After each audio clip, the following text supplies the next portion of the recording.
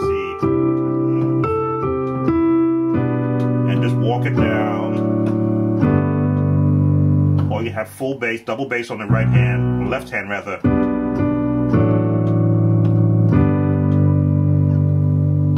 And continue. Bass is very important on the left hand.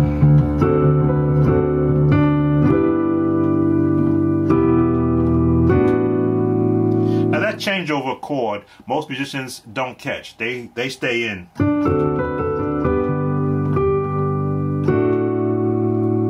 But just expand it.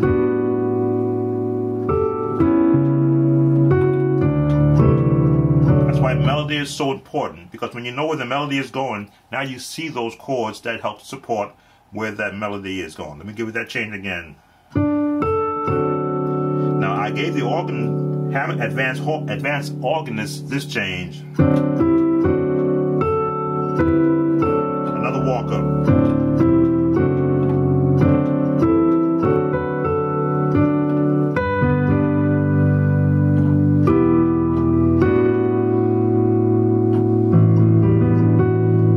That reach, or you can break it up.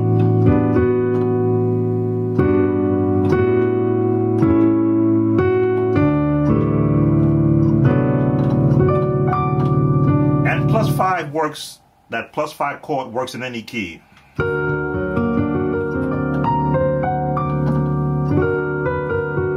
Right? +5 here, but now we're in the key of chord change, a resolved chord of the D.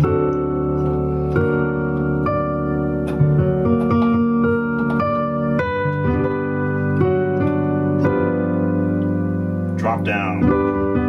I need, put that +5 in there. The O. Here's that C-6 over an F bass. Again, you're on a piano, so you got the arpeggio, something an organist really can't do. Back to the melody.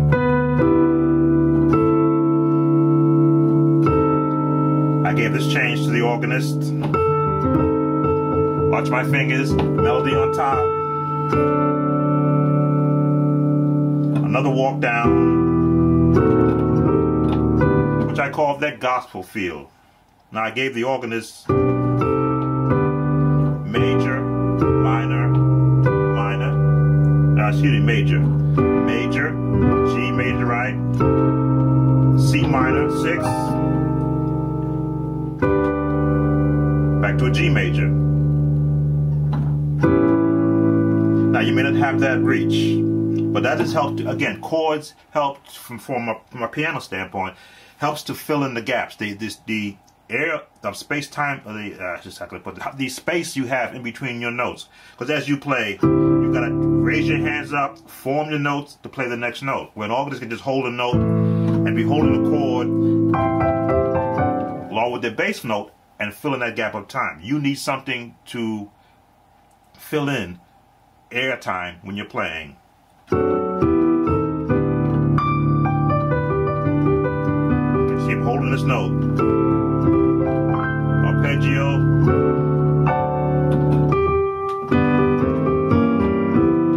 Now I didn't give those to the organist, but I'm getting to the advanced piano. Watch this.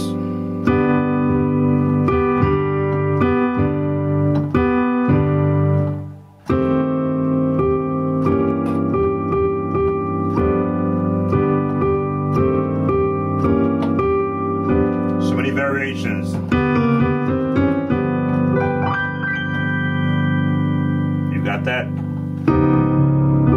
Now the same +5, but with a different bass, which brings out a whole different feel of the song. Now here we go from another +5 to another minor, G-6, into your G diminished.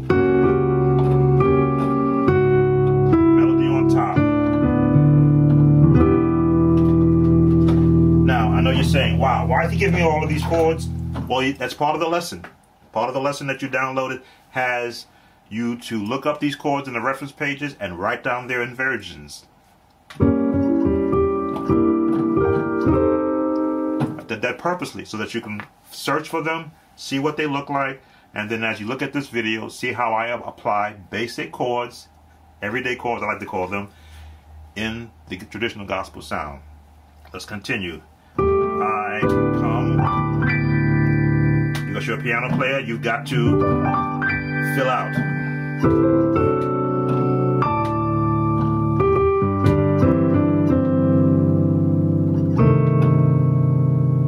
And let it drop.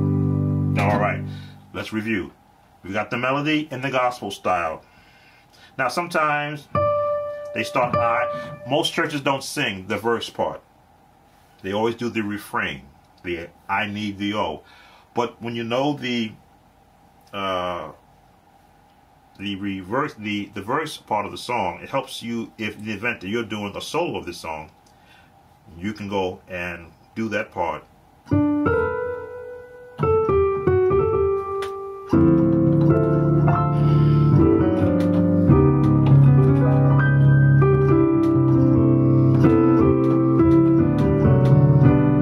That drop down.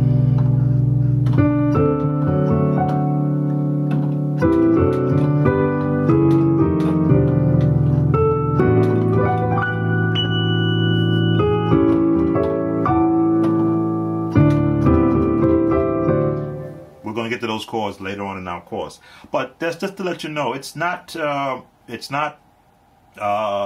bad thing if you're not playing all the latest. You don't have to. Stay within the basics of the song, but play it correctly.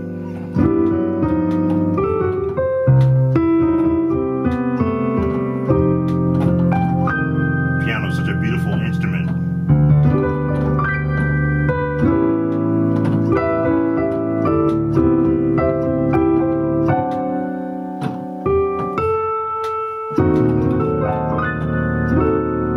All that is just a C diminished to an A7, drop down,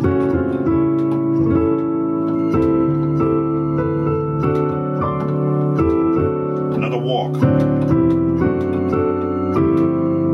your G7, major 7, your +5 with, before I had the open up, now I put it here. Now you can go to a C major, or you can go to that G-6. Either one. One has a little bit more emphasis on the tonality of that chord. Very basic. But if you want that gospel sound, put that minor in there. Keep the bass.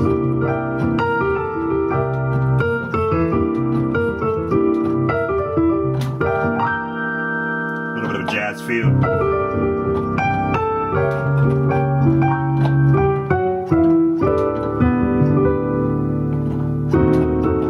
Walk up. The gospel turnaround.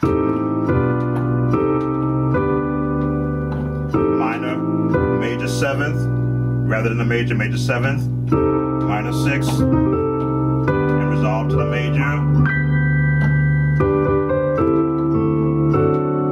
Another turnaround, or so many ways you can go,